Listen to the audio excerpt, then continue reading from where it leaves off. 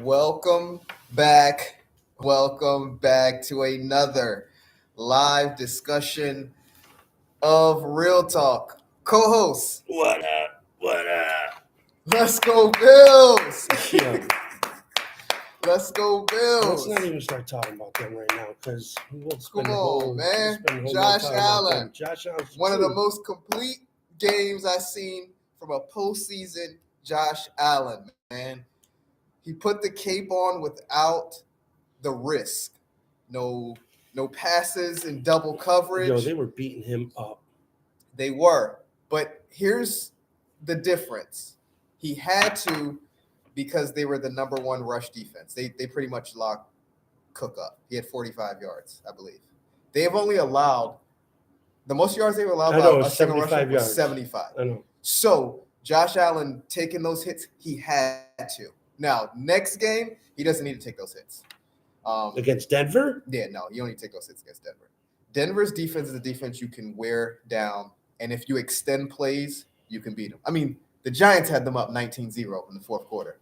We lost. But the fact that the Giants had them on 19 they probably points. have mad injuries, Denver. That's why you guys got that many points. No, the Giants are a really good team when they're healthy. They just can't finish games, and that's coaching. So we fired our coach, and we'll be good. We'll be good coming back. Miami fired their coach too. Crazy. Yeah, everybody's coming after Harbaugh now. It's the race for Harbaugh. Somebody said that. Yo, if the Bills lose, and this week they said there's a chance that like Harbaugh is waiting out his options because he could go to the Bills. I heard that.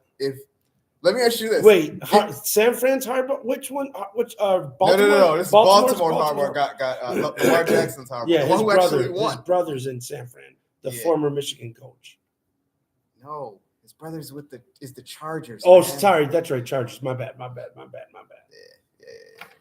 The Patriots and Texans is going to be a good game. They both have that. We don't know what their offense is going to look like, grind out, but Texans defense looks like legit. One reason why I think the Bills will win, I'm going to say this now, and I'm normally, I haven't been confident with the Bills all these games. Because you're not a Bills fan. No, it's because we're confident regardless of the odds. It's because regardless of the odds. It's because regardless of the odds. I'm a realist. I told you Ohio State was going to lose. They lost. No, I'm a realist, and I told you all season long why it was going to happen. Stop talking about Ohio State. There we go. Somebody got some hearts going on. I told you all season long. Knock it off. Whoever's got their finger in the heart, knock it off. Same thing I'm going to say about the Bills all season long. Their biggest weakness is their rush defense is atrocious. Denver does not run the ball well at all. Therefore, they're going to bank on Bo Nix to win a game. I love the Bills' chance, and I think the Bills win by 10, at least 10. I got Bills up by 10. I got Bills winning, period. Whether it's by a point or 100, I got Bills winning. Yeah, I got Bills. I got Bills 10. And I got them beating the Texans, who are going to beat the Patriots. Ooh. I got the Texans beating the Patriots, and I got us beating the Texans because they're not going to beat us twice in 1 year. Yeah, I don't know about that. They're not. But I think the Texans is more beatable than the Patriots. No, we could beat the Patriots. So we did. You see what we can do. All right. So yeah, that's our football talk. Go Bills, man. Still in there. I don't like that we're the Saturday game. I feel like we should be prime time on Sunday. No, because we're the lowest seed, my guy. Come on. Gives a care. Got the most experienced quarterback in the AFC. We're the lowest seed. Who's more experienced than Josh Allen? We're the lowest seed. That's why. I can understand it. I understand it. We're the lowest seed. Yeah, we're great, but we're 7th seed. And we're great. So what? But Denver's the number 1 seed, based upon your logic. Yeah, but Denver, they know is. Denver's trash. How did you get the number 1 seed? You guys are winning. You saw what happened. You saw what happened. 3 points every single time. You saw what happened. What? If we didn't beat New England, they would have been the number 1 seed. Who? Denver got in because of the odds of other people, not because of their skill set. Yeah, I agree. So, all right. That's our Bills talk. We'll see. Saturday, 4:30, baby. 4:30 game. All right. What are we talking about tonight. What are we talking about? We're going to talk about trauma. Ooh, okay. It's not something people want to talk about. I don't know. Well, that's We're not trauma experts, but I am going to talk about fatherhood. So why we gotta talk about trauma because it affects to fatherhood. talk about fatherhood? Because it affects fatherhood. Sheesh. Yep. Talk Yep. about love, grace, mercy. And that's where trauma will overcome. That's when you'll overcome your traumas, when you understand what true love looks like, when you understand what nurture looks like. As men, fatherhood is a challenge. It's difficult being a father. You're a father, yes? Absolutely. Is it easy? I said so. I forgot it was on camera. No. There was a word before no, but no. Hex. No. No. I'm a father of 3. Baby girl's about to turn 1. I'm a father of 3 grown adults. Does it get any easier as they get older? As they have their own independence? The challenges are different. First of all, your children are completely dependent on you. Now, as they get older, you would hope that they would wean off of being dependent on you. Yes. However, that doesn't always happen. Okay. But that doesn't mean that there's something wrong. It's just that sometimes some children need to have the support of their parents in seasons of their life to get them to get to the next level. Mm-hmm. But it's not about just the support of like your children need you to feed them, clothe them, wash them, drive them,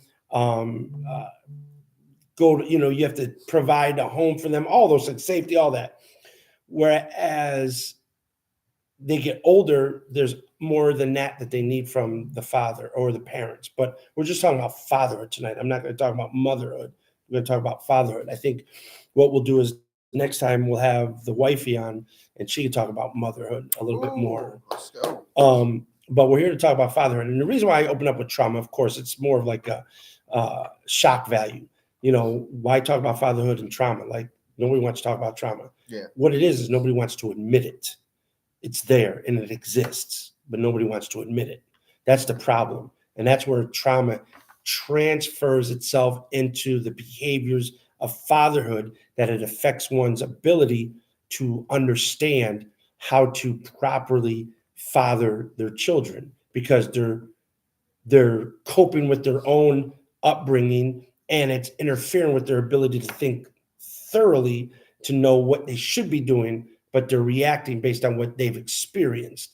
And that's when trauma is having its effect on the father down to the child, where it becomes that cycle.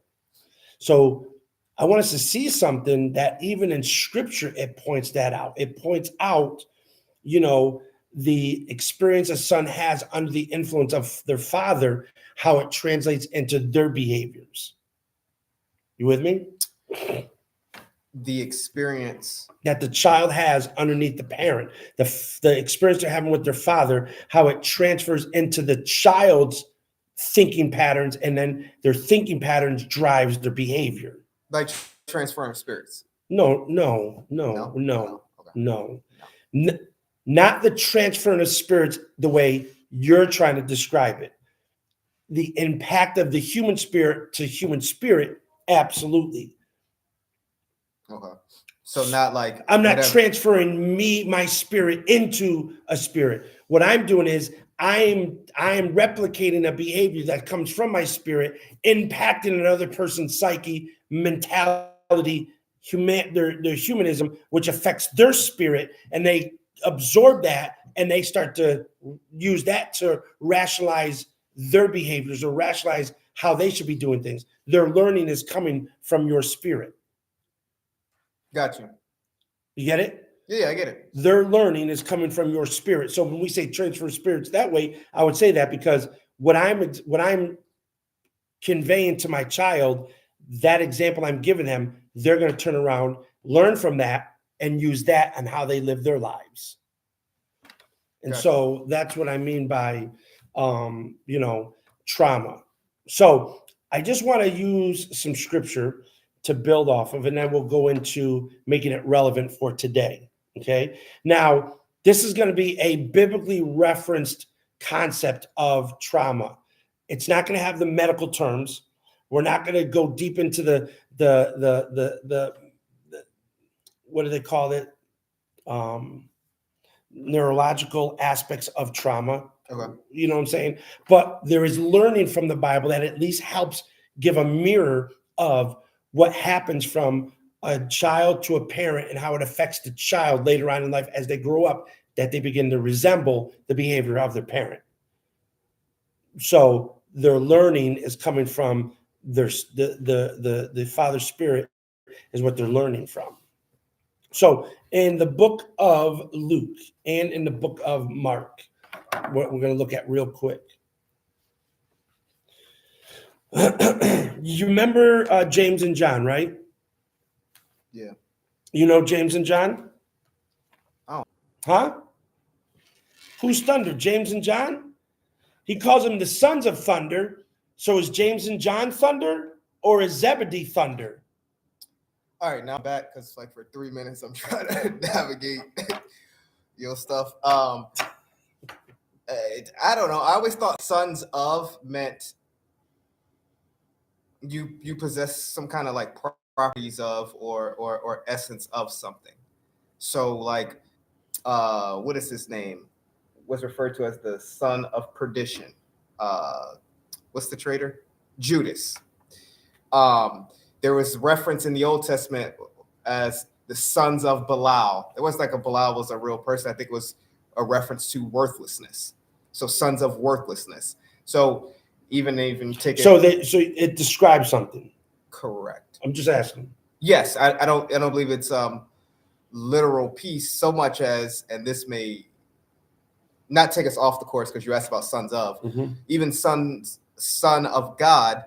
A lot of people minimize the divinity of Christ because in their mind, when you are the father of something and you create something, you become lower.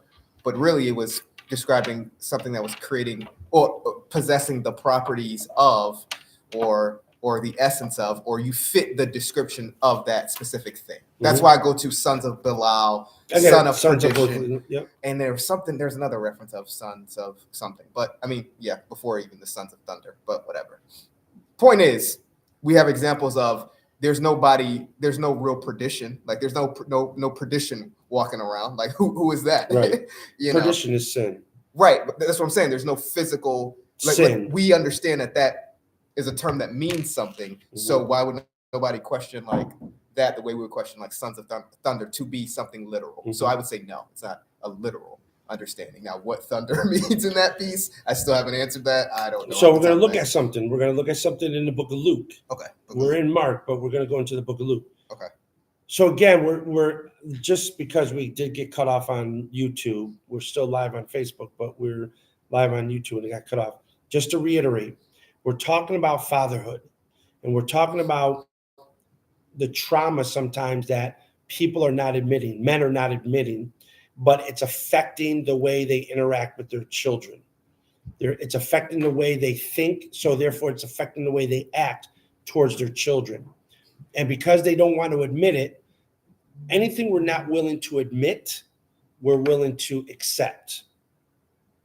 So we're accepting this mind, we're accepting these experiences in our head, we're accepting what's taking place in our thoughts without changing it. So therefore we've accepted it.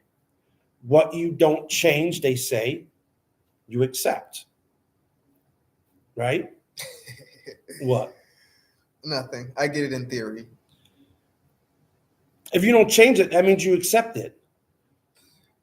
Acceptance equals an agreement, like you agree. And I don't believe people agree. I believe that ultimately, yes, that you would do something about something you feel like isn't good. You'll stand up in some way, capacity, shape, or form.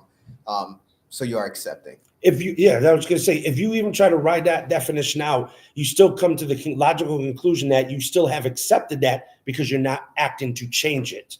Doesn't mean you like it, but you're willing to take the lesser of two evils. That means I would rather suffer and not change anything than attempt to change something with the fears that go with changing and the fears and the doubts that go with changing to try to change what I'm feeling and what I'm dealing with. So whatever you don't change, you accept. You may not like it, but you're willing to take the lesser of two evils in your mind. No, I like it. I'm gonna deposit that for a nice day, man. That was good. That was a good one. Put it in the bank. That was a good one, Pastor. That was nice, man. Yeah. That was nice right there. Stop touching me. That was nice right there. That's a quote that we got to write that down, man. That's that good wisdom right there. I like that. Anyways, I can't accept that. That's been meaning I didn't come up with that. That's what I've learned. Of course not. But I always like putting it in a way that makes it applicable for an individual to really think it through, for us to be able to make it palatable. A lot of people hear things, but they don't know how to make it palatable to themselves or make it applicable to themselves.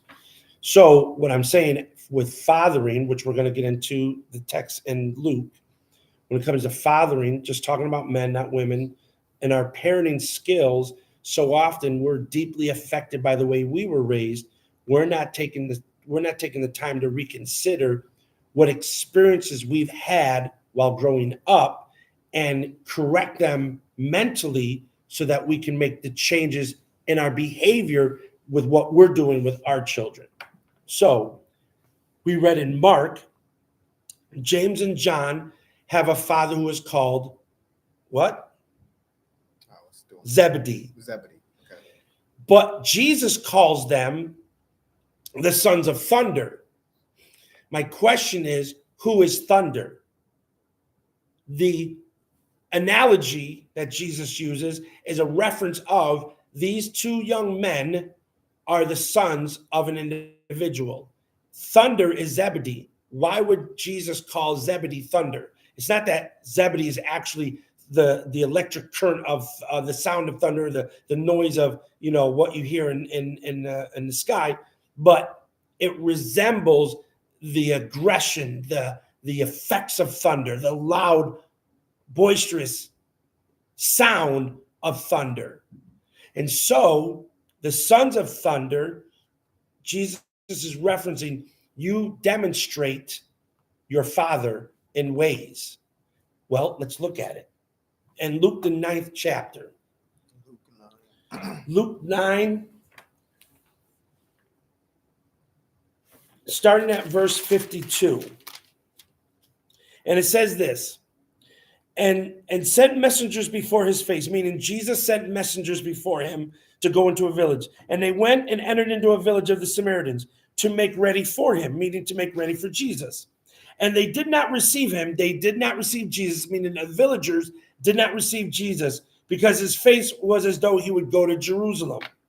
And when his disciples, James and John, saw this, they said, Lord, wilt thou that we command fire to come down from heaven and consume them, even as Elias did? Question mark. This is what Jesus responds with. But he turned and rebuked them and said, ye know not what manner of spirit ye are of, for the Son of Man is not come to destroy men's lives, but to save them. So in this text, we're reading about the boisterous, aggressive, loud, angry side of James and John, who was ready to strike down a village because they wouldn't receive Jesus Christ. That their anger demonstrated such an explosive amount of aggression that they would be willing to ask if they could call fire to come out of heaven to consume this village. And Jesus tells them, you know not of what spirit you are of. Meaning, you have no idea the way you think a lot of times. The way you think is not the way I think. For the Son of Man, what? Came not to destroy men's lives, but to do what? Save them. But to save them. So when we read in Mark how James and John are considered the sons of thunder, we're reading how Jesus was given an illustration and was putting them into a light to make them realize, I have called you out. I have called you to do my will. But I want you to be aware of, I recognize the volatile state of mind you can be in sometimes. Your behavior can affect so many people if it's not corrected. So the father demonstrated behaviors that the sons started to demonstrate. You see that? I see that. How you know Zebedee wasn't a nice man, and they just got that off of the product of their neighborhood. Well, again, even if it was the product of the neighborhood and still being a nice man, I know a lot of nice people who can be volatile in a situation that could ruin everything, that could cause everything to just be ruined because of that moment that they were not prepared for and reacted in a manner that was destructive. When Jesus says, the Son of Man came not to destroy men's lives, it's revealing how James and John, and not just James and John, but humanity, the human spirit, we're so quick to get vengeance. We're so quick to do damage. We're so quick to bring destruction when people really, really upset us and anger us. I can see it in my own mind sometimes where my rage and my mind is ready to say something, but thankfully, God has helped me to overcome what we would call spontaneousness of how we react to something and just say something out of our mouths and regret it later, to bridle my tongue or to hold back from what I could have said and chose not to say it to prevent something even worse happening. So Thunder, or Zebedee, probably is a nice guy. I'm not going to deny that. Scripture doesn't reveal that to us. It does reveal to us, though, that he's the son of Thunder, or that he is Thunder, referred to as having two sons who became the sons of Thunder, even though they're the sons of Zebedee. So often we as fathers, we don't realize what we're doing to our children with, and we're not even doing it maliciously. We just don't realize the impact we're making on our children when we do certain things. I'm talking about myself. I'm talking about the aggression that I may have transferred onto my children. I have a daughter, my middle daughter. She's a spitting image of me almost. And sometimes I see her aggression or her way of addressing something, and she'll turn around and say, "You raised me." And I'll be like, I did raise you to be independent. I did raise you to be bold. I did raise you to be, strong-willed. But I got to help you to understand when to use it. It's not good to use it all the time in the sense of know when to know your boundaries. But she'll turn around and she'll say, "But you raised me." And I can't argue there. I could say, "Well, I didn't raise you to do this," even though this seems to be, kind of what you're thinking, like I'm standing up for myself. Yeah, but there's a way of doing that. So I'm just saying, we as fathers have a responsibility, which I'm going to show over in Ephesians in a minute. We have a responsibility of how we convey ourselves to our children. We're not perfect. I'm not here to talk about being perfect. I'm not saying that. I'm here to talk about how to stay aware, how to be cognizant, how to keep our thoughts constantly working and chipping away at what we may notice is a reflection of how I was raised that I didn't know it wasn't good. What am I doing about it? Am I making sure I'm changing it so I can do better for my children? You with me? I'm with you. Huh? I'm with you. Real quiet tonight. I wonder what trauma you experienced that, allowed you to have all this aggressiveness and this, you talked about things transferring, Well, I've said this a number of times. My father was very, very, very angry, very always cussing, always swearing at us as children, always yelling, flying off the handle when one little thing was wrong. He would just start going off into a cussing frenzy. You absorb that. I used to think in my head all the time when, the school called up and said Stephen was cussing at school. And so I get punished for cussing at school. But in my mind, I'm like, I watch you all day long cussing out. What am I like? You're telling me not to cuss and you doing it all day long. What kind of sense does that make? But I used to think that way early in life. It's like I'm being yelled at and I'm being punished for using profanity, and yet you're using it around me 24/7. But in our adult mind, we're like, do as I say, don't do what I do. That Yes. is not that's not biblical at all. Just do what I say, but don't do what I do. You think what you say has more impact on me than what you do is crazy. Well, I used to not like it when I was growing up as a kid. I was on the other side of the room, and now I'm like, yeah, you heard that? No, I don't get away with that at all. My kids will not allow that. Jayla is way more forgiving than the rest of my kids, but they will not allow. They're actually probably looking for situations to say, but wait a minute, Dad, you told me this is and that, and I see you do so. Yeah, it's just how do you like, and I'm not saying this as a literal question. I'm just saying like, how do you navigate? Rhetorical. Yeah, like how do you navigate something that you're not successful in yet, a thought process, whether it's emotional intelligence, learning how to be vulnerable, whatever the case may be. How do you learn how to navigate not being successful in that area, telling people what they should do, and then you don't do it yourself? The workaround is just to do as I say, not as I do, because I haven't mastered it, so I can't show you. So my workaround of not feeling like I don't want to say a failure, but the workaround of not feeling like I'm inadequate. That's a better word. Mhm. Instead of saying failure is inadequate. Mhm. The way that I navigate my inadequacies is to say something like that. Do as I But I say. think that as a believer, we should be more cognizant of how damaging that is and put emphasis on that so I can, in my own personal mind, my own personal self, I know that I have to work very hard at disciplining myself to be the man that I need to be so I can demonstrate that to my children. Now, this started way early in life with our children, with my wife and I. Me as a father, I've said this a couple of times, I think, but I know that being at work all day long, on the way home, I would have to coach myself. I'd have to remind myself. I'd have to talk to myself all the way home. You need to be present with your wife and children when you get home. You cannot use the excuse, I've been working all day, I want to be left alone. I cannot use that excuse. My children are excited to see me. My wife has been waiting to talk to me all day long. Even if she was at work, she still wants to talk to her best friend.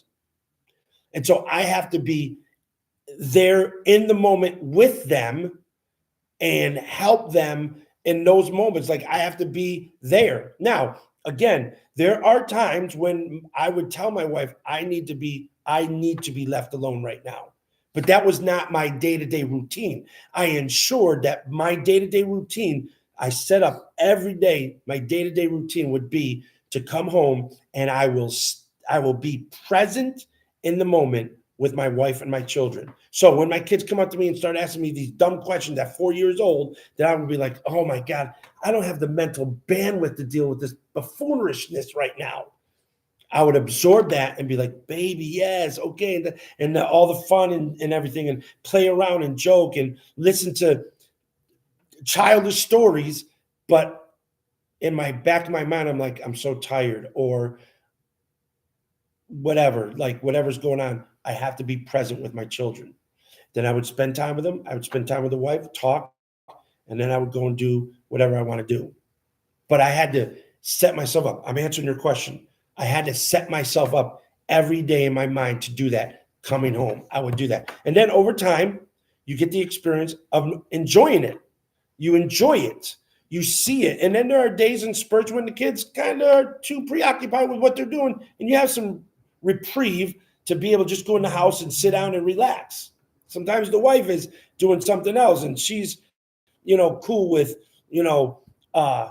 with whatever. You know what I'm saying? Yeah.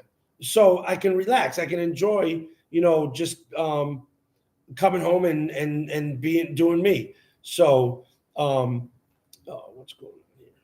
That was nothing, man. It wasn't even on that. They commented on something completely different. Sheesh.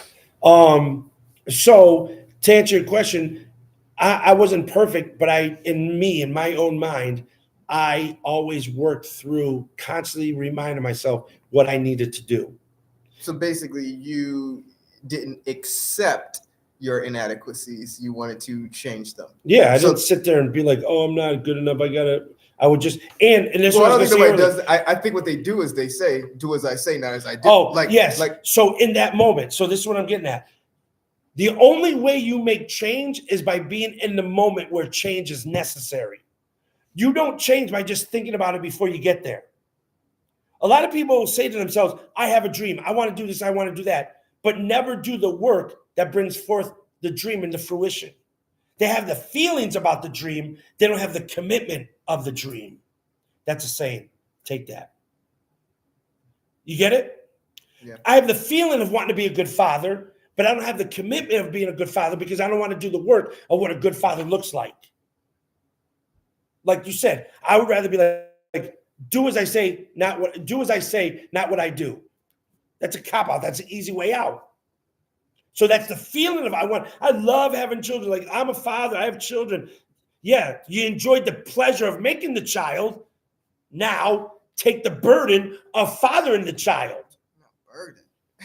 That joy. No, meaning the work I know what ethic, you mean. the work ethic that's required. But everybody has, the emotions of the dream, the desires. Oh my God, I want to be great. I want to do this. I want to do that. Nobody has the commitment of the dream, though. So the commitment of the father is in real time, I have to be there with my children or with my wife and spend that time molding my children, that my actions are the words that speak the loudest to them. So we as fathers have the responsibility of doing that. And I'm going to go in the book of Ephesians. In the book of Ephesians, I want us to look at something. Chapter 6. But notice and listen closely to the specific words that they use describing the Father.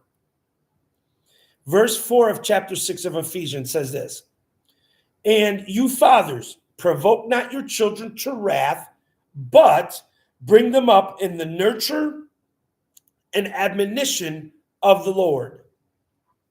Bring them up, meaning raise them, parent them in the nurture and the admonition of the Lord. So the expectation that we are being told as fathers is nurturing is working with your child, right? Working with them and helping them to, you're helping them deal with their challenges. Nurturing them is loving them through their situations, not coddling them on every little cry that they have, but helping them, dealing with them, spending the time to explain to them why what they're doing is wrong, explaining to them why you want them to behave this way, helping them to understand the difference between right and wrong, meaning what's really right and what's really wrong. Not this stuff that's going on today. Whatever is right to society is right. No, what is right and what is wrong, and helping them to develop the courage to stand up for what is right and to avoid and reject that which is wrong, nurturing them through that. So when they do something wrong, helping them to understand what are the benefits from doing something wrong? What are the consequences of doing something wrong? Constantly reiterating that with that child so that the child becomes very cognizant of their actions and the effects of their actions. You with me? I'm with you. You sure? Touche. So we're just talking about, again, how the experience that the experience that a father has, how does it translate into what they're doing with their children? Okay. And so when we say trauma, again, we're not into the neurological side of it. We're not here to talk about the psychological, like the deeper points to it. We're just talking from a biblical reference, how I should understand my role as a father. What is my responsibilities? And should I be considering what kind of experiences I had while growing up that have deeply affected me, that are interfering with my way of thinking on how I actually should be by reading the scriptures, and I'm recognizing what I actually should be doing, Again, a simple phrase, you know, children obey your parents, like, you know, obey your elders. That word, that statement kills me because so often it comes from a selfish standpoint. A selfish adult just wants to invoke authority over the child by saying, obey your elders. And yet, what is the elder offering the child to obey? Their example or their word of just saying, don't do it, or else.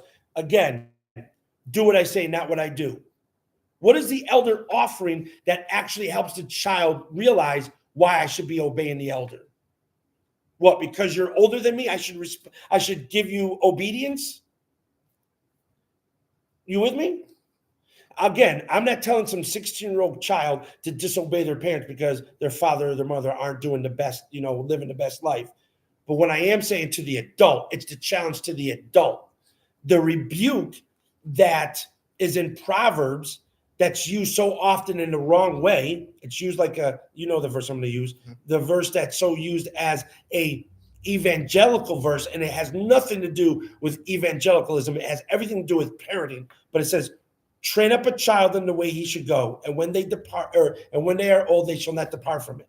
That's so often talked about, how indoctrinate them with the gospel of Jesus Christ, indoctrinate them. So when they go out into the world, eventually they'll come back because you've indoctrinated them with the gospel of Jesus Christ. That is not what that verse is talking about. It is talking about the way a parent is parenting a child. Train up a child in the way he should go. Training. How often did you train when you played sports? Every day throughout the week. You practiced, Sometimes right? even on Saturday. Exactly. Why? To be prepared to win games or try to win championships. To play, to not only be offensive, but defensive, to defend your goal and to make goals, right? Right. To achieve your goals in life and to defend your place in life, knowing how to do it properly. So train up a child in the way he should go. That's our parental responsibility. Like I just read in Ephesians, and the nurture and admonition of the Lord. Isn't that what it says? Yeah. Bringing them up, that's training. Bringing them up is parenting. Bringing them up in the nurture and admonition of the Lord. So in Proverbs, it's actually a rebuke referencing to the parent who should be diligent about how they are dealing with their children, dealing with them daily, training them, and training involves personal involvement. The coach is watching what you're doing. He's watching the drills. He's seeing if you're executing the drills properly. Yes? Yes. If the drill is done wrong, what does the coach do? Make you do it again. Makes you do it again, right? That's parenting, constantly being there. The coach will push you and then encourage you. Good job. Hey, stop that. That's not the way it's supposed to be done, right? Right. Old school. No, not old school. Old school coach. No. They don't let you do the new school. No. No. Don't you yell at my kid. No. Don't you yell at my boy. It's encouragement and it's being firm. You be firm, but you also encourage. Bobby Knight. No, that was psychotic. That was psychotic. Even though they won championships, it still doesn't matter. They achieved the goals. No. It's the end goal, man. No. They were the Sons of Thunder. They were the Sons of Thunder. There was no nurture. They wasn't being no nurturing whatsoever. They wasn't bringing them up. Nah. Tenderly loving kindness. Nah. So again, I understand a parent wants respect. I get it. Let's talk about that for a second, right? I understand that an adult wants respect. You know, I'm not going to have no 13-year-old snotty-nosed boy talk back to me. I get it. But I'll be honest with you. Most of the rebellion that comes from a child is due to sometimes unchecked behavior throughout their life. Like they're not being trained. They're just being yelled at. Not all rebellion is like that, because there's a lot of people I know, a lot of kids that have grown up in a good home that were taught, dealt with, they had their parents was there, they still were rebellious, and that's going to happen. But again, why am I wanting my 13-year-old to respect me? I want them to respect me because of my age. I want them to respect me because of the wisdom I'm trying to instill in them. Correct. I'm not just trying to get, I'm not looking for you to respect me because I'm older than you, or even because, yes, I am your quote unquote biological father. I want you to respect me because I want you to respect the wisdom I'm giving you. I want you to recognize by taking heed to the advice I'm giving you, the wisdom I'm giving you, your life is going to be better. I'm helping you to avoid. I'm helping you to defend your stand. I'm helping you to defend your place in life. And I'm also teaching you how to be successful in life, what true success is. And it's not being wealthy. I'm not saying wealthiness can't exist, but what I'm saying is that's not the true sign of success. But me helping my children to understand success is doing the right things, upholding that which is good and right and true, being honorable, being respectful, working hard, being diligent, being consistent in your behavior, having integrity when nobody else is looking. Doing those type of things is what success looks like. So I'm teaching them to be offensive, meaning to go after that while defend their place in society. Don't let people make you something that you don't want to be. Don't let people's opinions define you. Defend your place in society. That's my job as a father. I need to teach them how to defend their place in society, but also how to achieve things, how to be successful. So when I'm saying, respect your elders, or I want my son or my daughters to respect me, I'm not doing it because I'm older than them. I want them to do it because they value the information I'm giving them. By me consistently talking to them, engaging them regularly, speaking to them regularly, hopefully opening up their understanding to see this is their father inputting wisdom to them, giving them guidance and structure for life. And that structure for life is going to help them throughout their life. That's what I mean by giving me respect. I'm not looking for you to, just speak kindly to me as if I'm your elder. I want you to be able to really listen to what I have to say and then use it. All right. So I agree with that. I think that when you talk about respect, I think that we need to, sit back and kind of evaluate the responsibility that has been, given to us, right? Mm-hmm. And you say like respect what? Like what is it that, we're wanting them to respect? And you said it's the wisdom that I'm providing you. Mm-hmm. And to take it a step further on that is that wisdom is coming from the word of God. So essentially, you want them to respect God and what he's providing to mankind as the standard of morality, how to navigate things. Right. That is where, the respect, that's where we separate our egos and our pride to say, like, are we really upset because we want somebody to listen to what we say because of the authority, or are you really upset because, man, you guys are you going against like what God is saying, like, not to say that God can't defend himself, but like, what is the real hurt and upset? Like, is it authority, or is it because this is the information, like you're gonna bring folly to, like you're gonna bring shame like to yourself? Yeah. And I think that we miss out on that, on understanding that's the responsibility that God has given to humanity, mother and father, but we're talking about fathers here, that you're that first line of defense for your children to know who God is. That's how he set it up. Mm-hmm. He set it up that's the real purpose and meaning of the honor your mother and father. Like you said, it's not the mother and father who's doing craziness out there, because he has scriptures where he says, do not do like how your fathers did when they weren't, you know.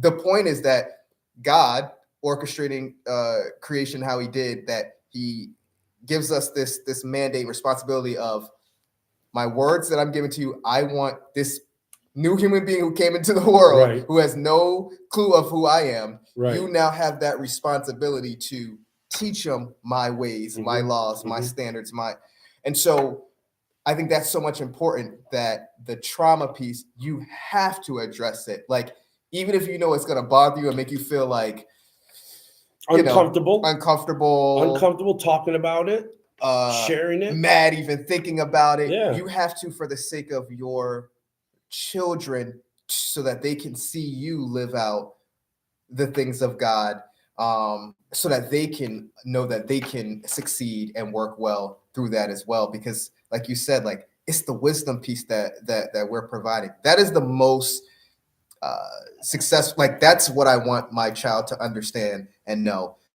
that I provided you everything that I could to understand God's way of how we should navigate in this in society, how to love people even when they don't love the God you serve or don't rock with you, how to show mercy to people, how to be kind to people, but also how to stand up when things are wrong and you're seeing like all things that we're going to see from the scripture. You know, did I do my best to make sure I provided you that information? Not, I told you to go to your room and you didn't listen. Like, I mean, I want that, but I'm just saying that but that's not the top of the list. That's not priority. Yes. It's just like, I need you to stay in your room because I need you to go to bed because I need you to get up in the morning to be refreshed, to be ready to think for class and all that. Right. It's not because you disobeyed my word to go to bed. It's, I know what's going to happen in the morning. Yeah. If you don't go to bed now, I know what's going to happen in the morning. You know what I'm saying? And so one of the things that I think about all the time, and I try to instill this in my children all their lives. And now, even so, when I talk to Paulie, you know, him and Renija, you know, eventually when they start having children, for them to understand, here's where the burden of a parent, this is the burden of a parent, is that you're trying to prevent them of having the regrets of 10, 15, 20 years of rebellion, that when they get to a point of realizing how rebellious they've been and they put themselves in the situation they're in, they can look back and say, oh my God, I wasted 20 years of my life when I could have been. That's why I tell my children all the time, I'm providing everything for you so that you can have a stepping stone beyond my starting point. Yeah. So that you can have a better future than what I've had. I'm not disappointed with where I'm at. I'm just upset with, I wish I had a stepping stone, but I didn't. And so, no, forgive me, Lord. I actually did have a stepping stone because I shouldn't even be in existence right now. So I did have a stepping stone. And I'm just saying, like my adoption, I can't negate that. You know what I'm saying? But from there, I wasted so many years because of so many problems I had early. I wasted so many years. And then from that, it put me on a delayed track. Still thankful to God, still very thankful for his grace and mercy. But because I opened myself up to let God change me and change my thinking, I wanted to instill with my children, wanted to understand I'm doing everything. Your mother and I are doing everything we can to give you a platform that starts you in life way ahead of what we had. So that at 30, you're at where we are at 50. Right. So that way, when you are growing your children can start at 15 where you started at 30. Yep.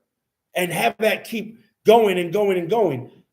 I'm trying to prevent them from being 35 and 40 years old and finally coming to realize how they need to turn their life around. And they look back and they regret how many years they wasted when they realize this was unnecessary. It was unnecessary. Now we know God is merciful and gracious, and he can restore what the cankerworm has eaten, and as you know, they say, but you still have to deal with the consequences of your rebellion. Yes. You still have to deal with your life. Some natural things. Exactly. Just a natural progression of ignorance. Yeah. Now, all those years of me missed out on wealth, missed out but on just learning, relationships, missed out on opportunity. Yeah. Reading, not learning how to read. Dude, it wasn't until I was 19 years old reading the Bible that I actually learned how to read. How I got through college is nothing but by the mercy of God. Yeah, that's a good word. There's another word. There's a C word, but but mercies is good. The mercies of God. Anyways. Oh, that too. Yeah, I definitely cheated. I'm not gonna lie, I cheated in college when I was unsaved. I definitely did. Most definitely. But what I'm saying is that even in that cheating made me ignorant, so ignorant and dumb. So here I am now at 20 years old trying to learn the English language and try to learn how to have a complete sentence and have my mind learn how to identify with thought and action instead of just living a carefree life and acting spontaneous to emotions and feelings and never put a thought together to work that thought through in its actions to bring something into fruition. I was ignorant to all that. And so I'm trying to build up my children of avoiding that. So I don't want my children to be, as going back to scripture where we originally started, with the sons of thunder. James and John's father was Zebedee, but Jesus called them the sons of thunder. Reason why is because thunder was Zebedee, his explosive character, which transferred onto their sons, who we see in Luke also had explosive character because they wanted to bring down fire on a village that wanted to ignore Jesus. But Jesus was like, the Son of Man came not to destroy men's lives, but to save them, right? So that takes a whole line of thinking. That takes corrective measures mentally to be aware of how I'm acting, how I get angry. I used to have to ask myself, why am I getting angry at work? Like when I was working at one hotel when I first got saved, and I started to realize that, why am I getting angry? I'd have to find out what it was that would make me angry. And I realized it was just because I was just being stubborn. Why do I have to be yelling at somebody who's trying to make their point and I can just disagree with it without being hostile? Yeah, you didn't learn that.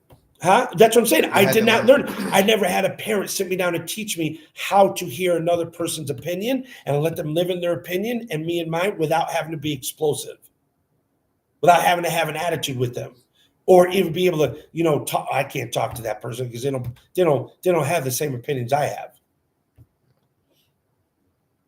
So I had to break all of that up.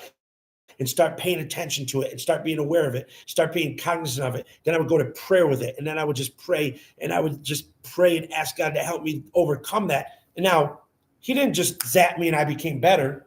He started to make my mind aware of being in the moment and reacting God's way. Wasn't easy, but the only way change happens is when you're in the moment where the change needs to take place and you respond in a changed way. And you do it consistently, you start to change the way you're living. Does that make sense? Yes. Goes back to that commitment. Yes. You gotta be committed. You have to be committed. Like if I in prayer was made aware, like there are times when I would just realize that, okay, Lord, I have to learn how to love these people. I don't know how to love these people. Help me to love these people, whoever it was, if it was at work or, whatever. And he would make me aware, like he would give me a verse, like he lets his sun to rise on the just and the unjust. That right there showed me how merciful God is to the unjust, meaning those that don't believe in Jesus Christ. For me to think that humanity still enjoys the benefits of God in the rebellion, who am I to not give benevolence to people who aren't kind or always nice to others or just seem to be, bad people? You Jonah. That's who you are. Yeah, definitely. But what I'm saying is that example now is in my head. It's in my mind. I've been praying and now that comes to mind, right? Now you have an obligation to be committed to that. But the only way you're going to be committed to that is when you are in the moment that requires that behavior. You can't just feel good about like, okay, I'm really going to do it. And now you're in the moment and you're not committed to the moment to do it at that time. To love your enemies, right, is not when they're far away from you. To love your enemies is when you're face to face with them. Now, I'm not telling you you're bros. What's up, enemy? What's crack-a-lackin', fam? What's good? You want to come watch the game? You want to come to my house and watch the Bills game with? Yeah, your enemy. Yeah, man, let me get up in that house, fam. You know what I'm saying? Exactly. That's not what I'm saying. But are you able to not retaliate with the start? Are you able to face them and still be generous and kind and in the start? Maybe you can win that enemy over. Who knows? We don't know. The Bible says, though, overcome evil with good, that you can do what? Overcome evil with good. So that you can do what? Heap coals of fire on their head. Yeah, I was going to say something like that. I was going to say something like overcome the wicked one. Jeepers creepers. That's that KJV version. I can't. That's why I was throwing me off. Yeah, because you're not reading the right Bible. I'm amplified now, so. You're not reading the right Bible. That's why amplified. your theology is all jacked up. It's that trauma you got, man. That you just got to keep that KJV on you. I'm good. I'm free. You're free. I'm free. Anyways, I hope y'all enjoyed tonight. I only wanted to bring this up because it's very, very important. Dealing with this as parents, as a father, as men, really paying attention to the impact your father had on you, and really ask yourself, are there things about what I experienced need to be challenged by God's word for me to realize that wasn't good what I had growing up. That wasn't good. I'm not saying my father was bad. I'm just saying that what some of the things he did, they weren't good. They weren't good examples. And I have to now approach God's word with an open heart to let me learn what it means to truly be a father. As it says here, bringing them up in the nurture and admonition of the Lord. Bringing them up is raising them, being involved in their lives, as Paul references in Ephesians chapter 6 about fatherhood.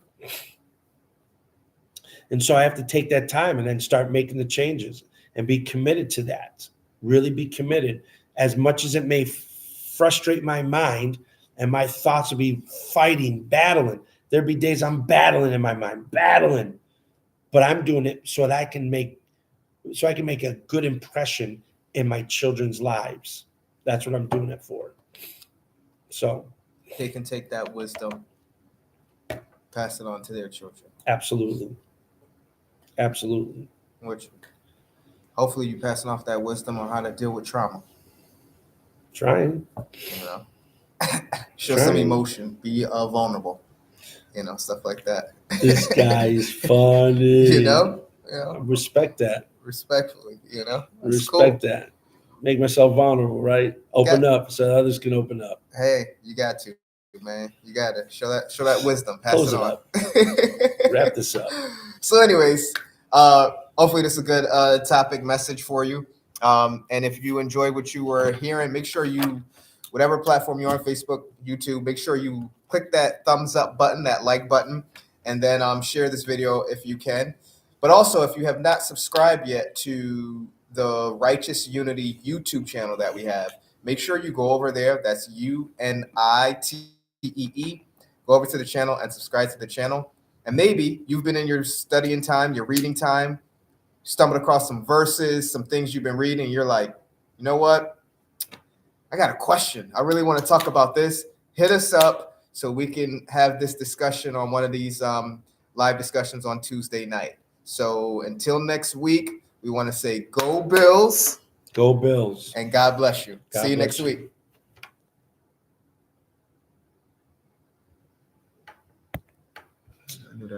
Yo.